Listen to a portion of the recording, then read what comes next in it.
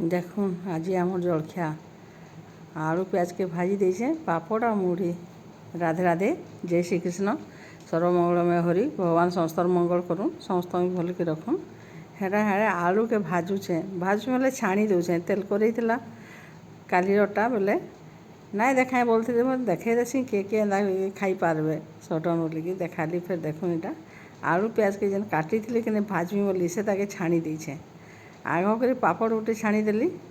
यहाँ सादाटा भल ना लगे बोली सब के मिक्सचर मिसे खाऊ बोली आईटा पापड़टे छाणी दीछे।